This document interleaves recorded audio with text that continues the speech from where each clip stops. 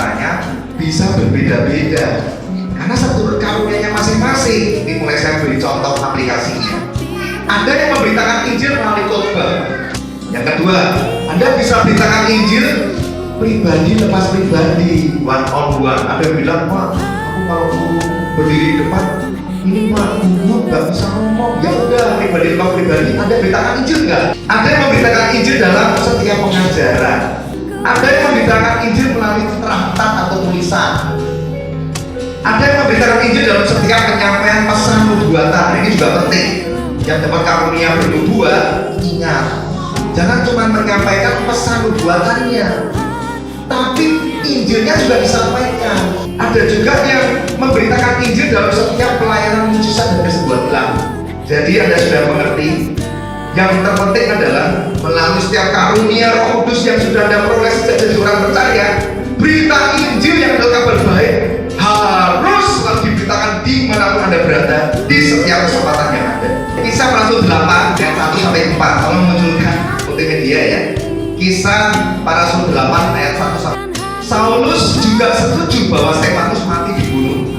Pada waktu itu mulai penganiayaan yang hebat terhadap jemaat di Yerusalem. Nah, fokus ya. Mereka semua kecuali rasul-rasul tersebar ke seluruh daerah Yudea dan Samaria. Berarti yang tersebar rasul-rasul atau mereka atau jemaat? Mereka ya, yang adalah jemaat ya. Ayat 2. Orang-orang saleh menguburkan mayat Stefanus serta meratapinya dengan sangat.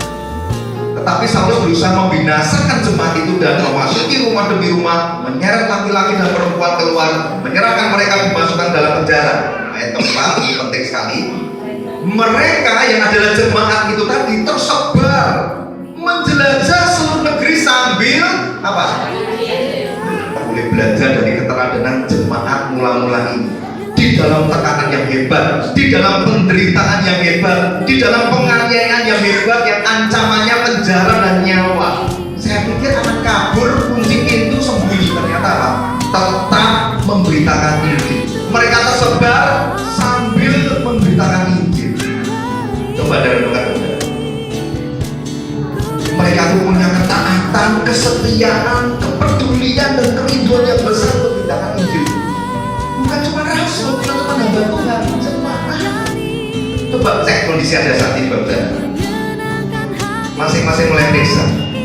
Kalau kondisimu saat ini belum seperti kondisi jemaat mula-mula, di mana Anda tidak dalam aniaya, di mana Anda sedang tidak dalam siksaan yang mengancam nyawa, paling Anda sedang bergumul tentang keluarga, anak, suami, istri, orang tua, mantu, mertua, ekonomi, pekerjaan, usaha, berputar-putar itu terus.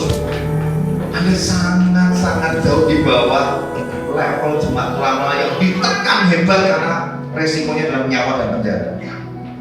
Kalau ada kondisi yang seperti sekarang ini, coba Anda jawab di hati secara jujur di hadapan Tuhan.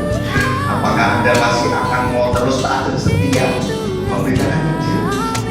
Ataukah Anda terus menunda dan mengabaikan perintah Tuhan yang menjadi tugas agung yang seharusnya Anda kerjakan sejak jadi orang percaya, yang sudah ada roh kesaksian, yang sudah ada karunia diberikan kepadamu? Coba Anda jawab, saudara. Di manakah telah hilangnya api penginjilan di dalam hatimu? Di manakah telah memudarnya kerinduan yang besar akan jiwa-jiwa yang terhilang? Di manakah telah padamnya roh kesaksian di dalam jiwamu?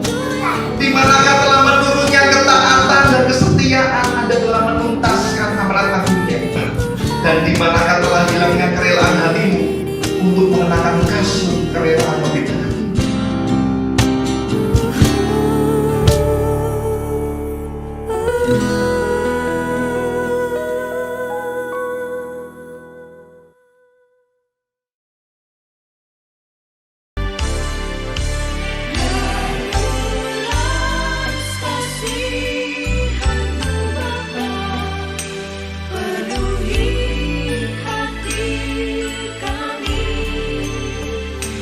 To